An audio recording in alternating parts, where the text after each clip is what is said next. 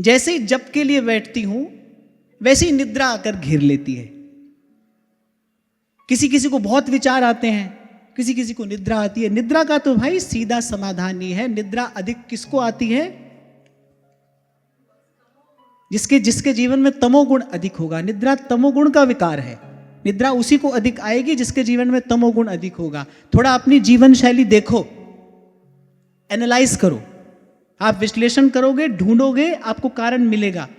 देखो जीवन में कहां से तमोगुण बढ़ रहा है। या तो आहार शुद्ध नहीं होगा, और या कहीं ना कहीं संग दोष आ रहा होगा।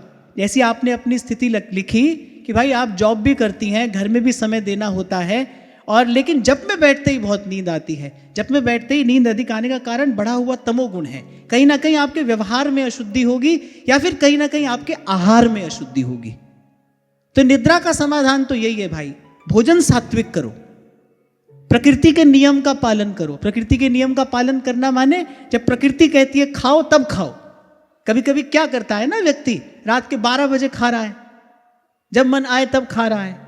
ऐसा करने से प्रकृति, आंतरिक प्रकृति जो है प्रतिकूल हो जाती है। जो पंचभूत हैं वो क्षुभित हो जाते हैं, उनमें विकार उत्पन्न होता है, जिससे फिर साधक को अनेक अनेक प्रकार की परेशानियां सहनी पड़ती हैं। इसलिए सबसे पहली बात है प्रकृति के साथ सामंजस्य बिठाना। इसलिए हमारे आचार्यों ने सेवा की व्यवस्था कैसे की? सबसे पहले मंगला, ये नहीं कि 10 बजे तक सोते ही रहें। सेवा की व्यवस्था ही ऐसी की कि भाई ब्रह्म मुहूर्त में जगना ही पड़ेगा, और जो ब्रह्म मुहूर्त में जगेगा भाई उसको रात को समय पर सोना भी पड़ेगा। आप देखो हमारे जो सेवा परिपाटी है ये इतनी वैज्ञानिक है। ऐसी परिपाटी श्री महाप्रभु जी ने बना कर दी, समय पर जग जाएं, समय पर खा लें और समय पर सो जाएं।